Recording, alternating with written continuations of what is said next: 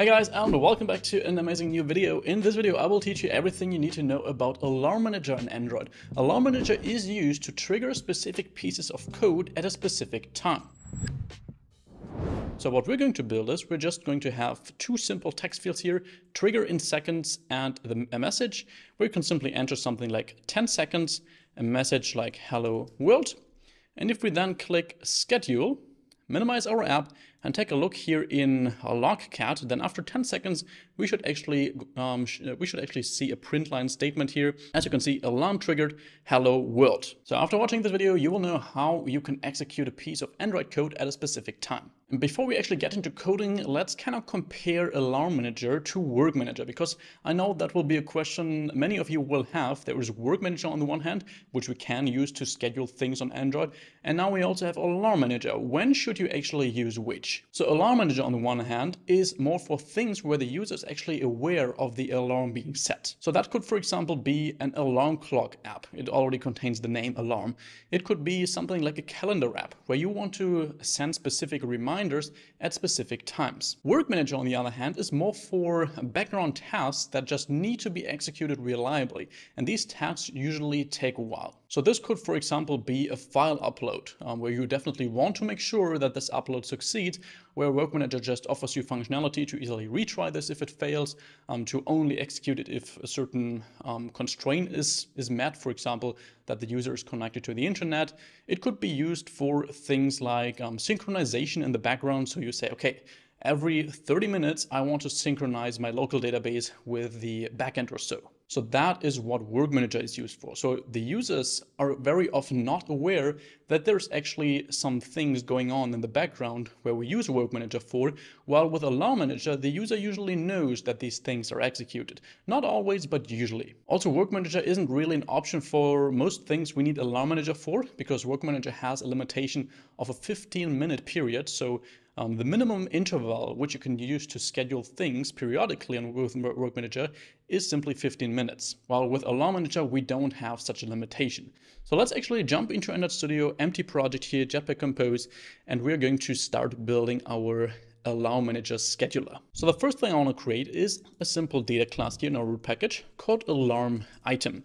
And this class will simply contain the fields we want to send to our Alarm Manager in the end, which we need to, for example, display a notification or so, or which we simply need, in our case, to just show a simple print line statement. On the one hand, that is the time where we want to show this alarm item, which is a local date time.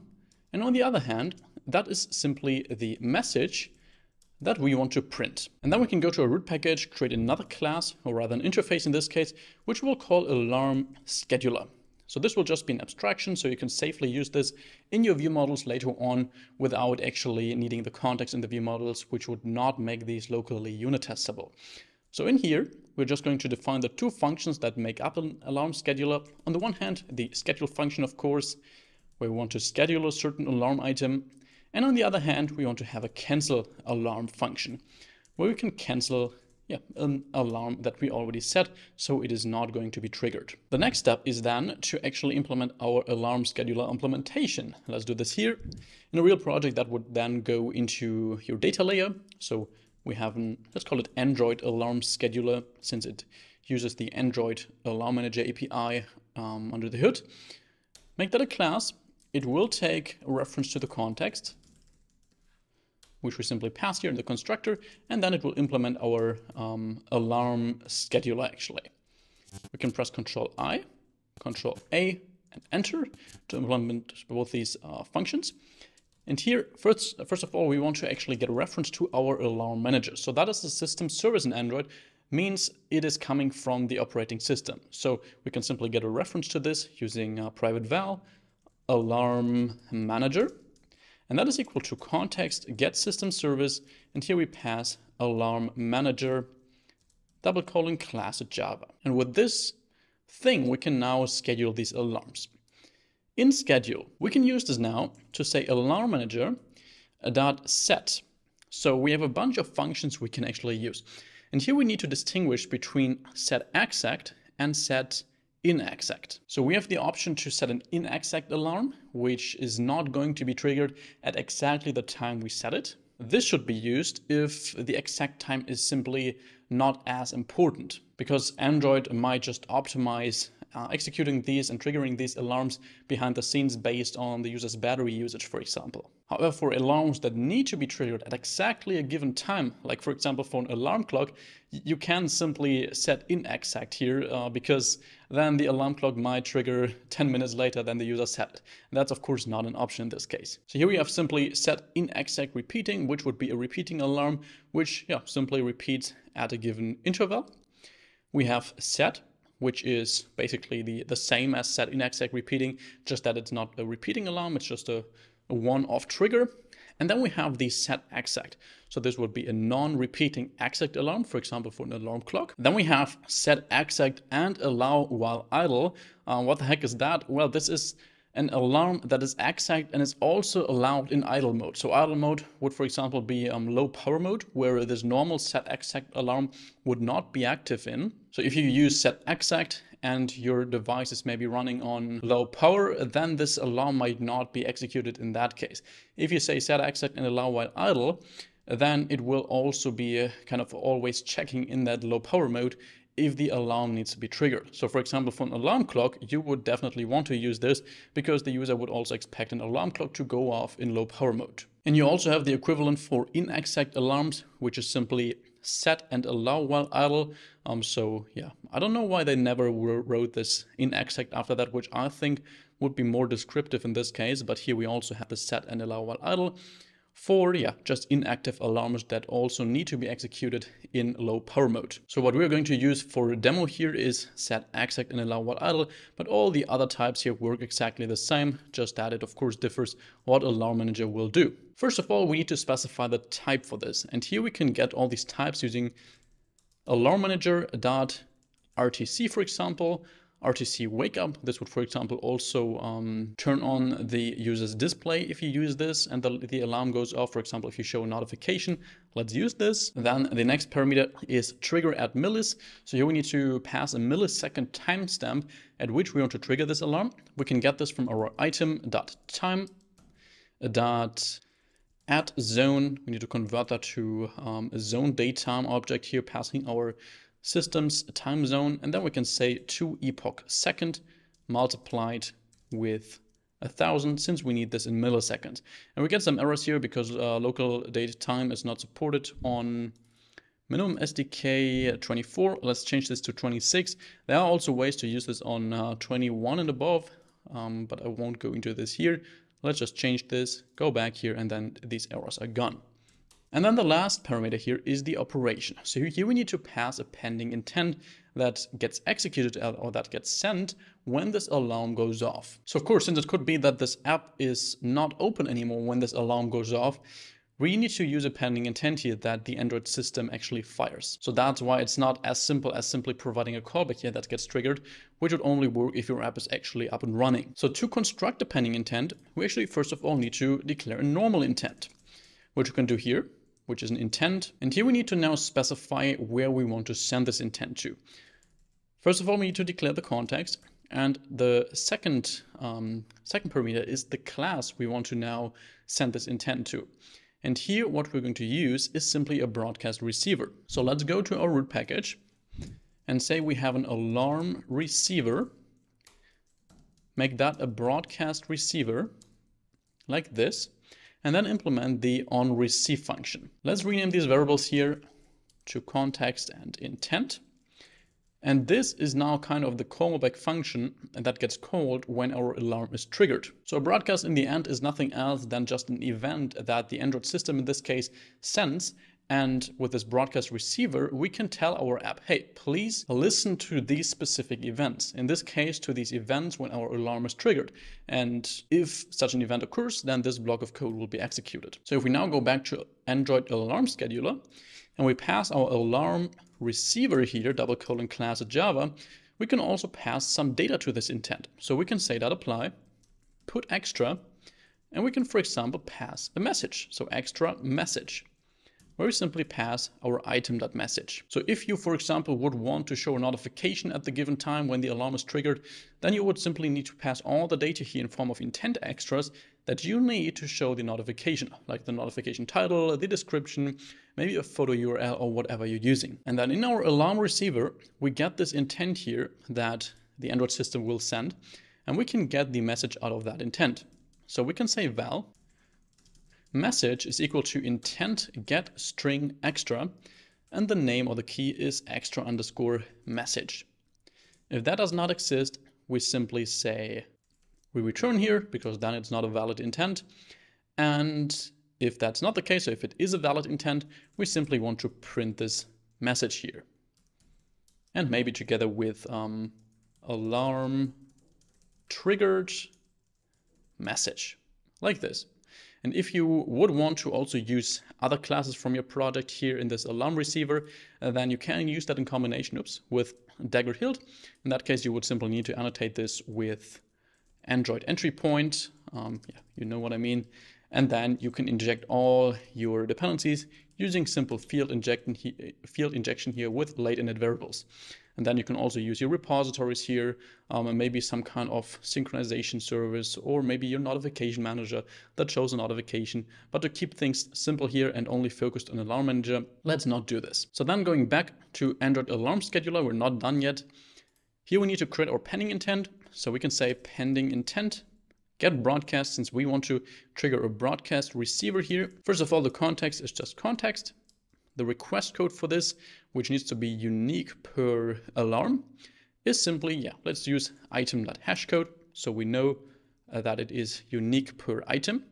But it's also important that if we call this, if this pending intent gets called again with the same request code, the alarm will get updated. So if you already scheduled an alarm and you want to update that, then you need to simply just call this function again with the same request code. And since hashcode always returns the same request code for the same item, that will work just fine. So if you have some kind of items here you use, then you could also simply use item.id.hashcode. We don't have an ID here, so it would also be simply unique here to use the hashcode of our item. Then as a third parameter, we need to pass our intent. And as a fourth parameter, we need to pass some flags. We can say pending intent, flag update current. That is the flag that is used to simply tell our intent, hey, please update the existing intent if there already is one. I want to say or pending intent flag immutable, so that this pending intent can't be changed. That's just a required flag starting from Android 12, I think. And you already noticed that we get a big, huge warning here. If we hover over this, then we see setting exact alarms with set exact and alarm while idle requires the schedule exact alarm permission. So do we really need the user to request a specific permission here? Well, not really. There are two options we actually have here. On the one hand, we can use this permission that Android Studio suggests here, which is this schedule exact alarm.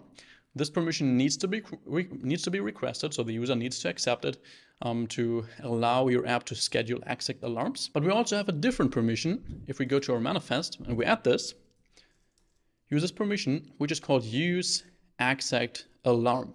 So what's the difference of use exact alarm compared to schedule exact alarm?